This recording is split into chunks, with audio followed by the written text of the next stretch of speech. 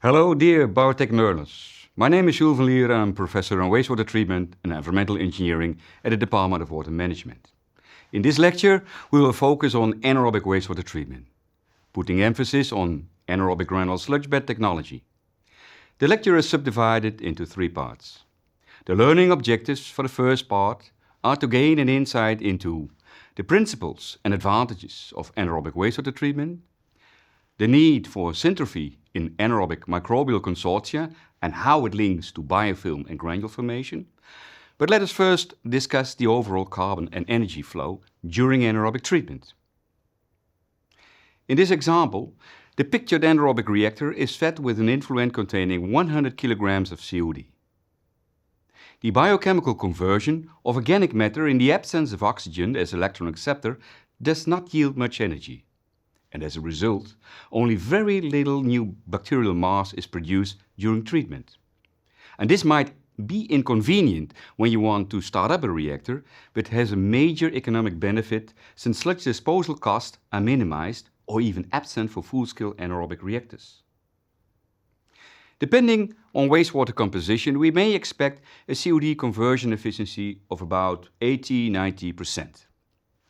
And most interestingly, the end product of the mineralization process is a poorly soluble, energy-rich gas called biogas. Generally, the largest fraction of the biogas consists of methane, or CH4, and is commonly used as an alternative fuel at a treatment site or in the industry. The COD equivalence of the produced CH4 plus the COD equivalence of the produced biomass agrees with the amount of COD removed from the wastewater. The rest of the COD will remain in the effluent.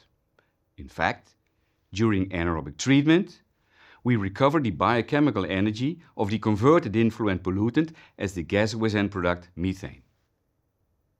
From this example, we can see that anaerobic wastewater treatment has multiple advantages over aerobic treatment. Biochemical energy is preserved during the anaerobic process. The energy is recovered as a valuable end product, namely biogas. Operation energy consumption is much lower because no aeration is needed. Sludge production is minimized and even has an economic value, so no sludge treatment costs. The anaerobic digestion process is performed by a high number of anaerobic bacteria and archaea. These microorganisms form a food web in which a product of one group is a substrate of the other group. During this sequence conversion, complex organic compounds are gradually converted to the most oxidized and the most reduced form of carbon, carbon dioxide and methane. And these two gaseous compounds together form the end product, biogas. The sequence conversion process can be subdivided into four consecutive steps: hydrolysis, acetogenesis or fermentation, acetogenesis, and methanogenesis. And the involved microorganisms can be categorized according to their functionality. Anaerobic bacteria and archaea are characterized by a very narrow substrate spectrum and completely differ from the well-known heterotrophic bacteria from aeration tanks in activated sludge and related processes. Moreover, they also need to share the very little biochemical energy that becomes available during the anaerobic conversion of substrates. And moreover, some processes can only occur when intermediate compounds are directly channeled from the producing organisms to the consuming one. Such metabolic cooperating organisms are called syntrophic associations and are characteristics of anaerobic microbial consortia.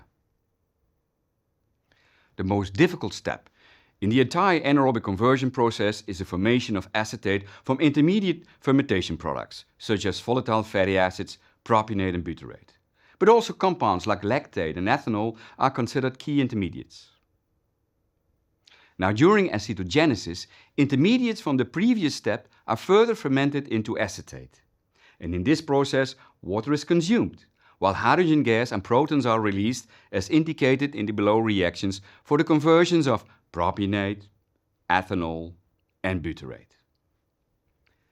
These reactions have positive Gibbs free energy change, meaning they will not proceed under standard conditions. So, how do we make them happen? In fact, the only way to make these reactions occur is to efficiently remove the reaction products from the medium to exceptionally low concentrations. For most acetogenic reactions, removing hydrogen gas will be the most efficient way due to the stoichiometrically high number of moles produced. Hydrogen removal is performed by hydrogenotrophic methanogens, which use hydrogen to reduce carbon dioxide into methane. And this reaction has a negative Gibbs free energy change, so it becomes favorable as soon as hydrogen becomes available.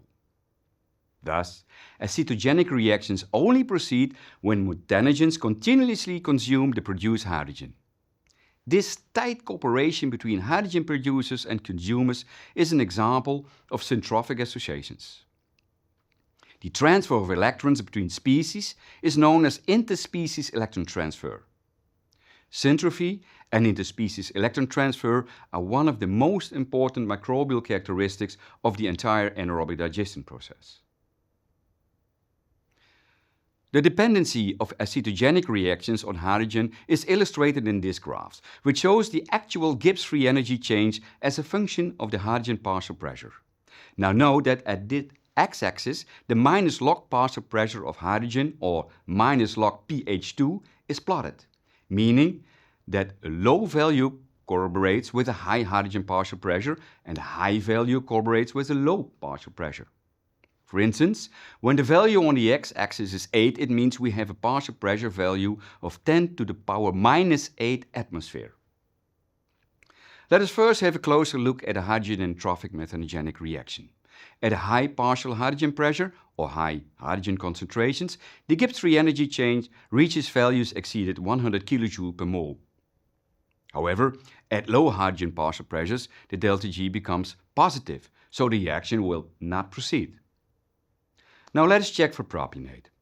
At high hydrogen pressure, the overall delta G is positive and propionate oxidation will not occur. However, when decreasing the partial hydrogen pressure, the delta G becomes negative. Butyrate oxidation has a similar reasoning, while with slightly different numbers. Since for the overall reaction, the delta G of both the acetogenic reaction and of the methanogenic reaction needs to be negative, we end up in a very small range of possible hydrogen partial pressure that may occur in an anaerobic digester. And this very small range of hydrogen partial pressure between 10-4 and 10-8 atmosphere, indicated in red, is called the methanogenic niche. It reflects the actual hydrogen partial pressure in a well-functioning anaerobic digester. An effective hydrogen transport between the hydrogen producer and the hydrogen consumer is of utmost importance for keeping the hydrogen concentration low in the direct vicinity of the hydrogen consumer. This will lower the Gibbs free energy change, making the acetogenic reaction feasible. The overall conversion rate of, for instance, propionate depends on the mass transfer rate of mass flux of hydrogen. The mass flux, as described by Fick's law, is dictated by the specific diffusion coefficient and the distance between the syntrophic microorganisms. Apparently, distance between the syntrophic microorganisms determines the overall conversion rate. Calculating the overall mass flux in suspended cell cultures and in granular sludge shows that much higher conversion rates can be attained when the microorganisms are adjacently located within granules. In addition to hydrogen, formate is also commonly referred to as the interspecies electron carrier between acetogens and methanogens. The soluble and ionizable formate has a much higher solubility than hydrogen gas, which can certainly enhance the required transfer of reducing equivalents between the species. In any way, for both compounds, a very narrow distance between the producer and the consumer is required to ensure an effective syntrophic conversion process, also referred to as ubiquitous juxtapositioning. The obligate syntrophic association may contribute to the formation of granular sludge, and anaerobic sludge granule is an association of different microbial species, and its composition will be determined by the substrate composition or type of wastewater to be treated. In this picture, the syntrophic association between the propionate oxidizer, Syntrophobacter, a hydrogen-consuming methanogen, Methanobrevibacter, is shown next to the acetate-consuming methanogen, Methanosceata, at the left side. At least these 3 species are required to mineralize the relatively simple compound propionate. Such centrophic associations are ubiquitous in anaerobic biofilms and sludge granules. More recently, several research groups hypothesize that this ubiquitous juxtapositioning offers also potentials for direct interspecies electron transfer, or DIAT, in which there is no need for the production and transfer of a reduced electron carrier. Such transfer may occur in 4 different ways. A direct cell-cell electron transfer via electroconductive membrane-bound cytochrons. A direct transfer via specially formed microbial pili or nanowires. An electron transfer via electroconductive materials like iron oxide, such as magnetite, or via mediated oxidation reduction reactions using metals or organic compounds. Most importantly, the presence of DIAT in anaerobic biofilms or granular consortia annihilates the thermodynamic hurdles for using hydrogen as electron carrier. The proposed mechanisms also explain the extremely high specific conversion rates of VFAs, sometimes despite the presence of hydrogen concentrations in the produced biogas. This concludes our lecture on the fundamentals of anaerobic treatment and methanogenic agaga. Stay tuned for the next lecture.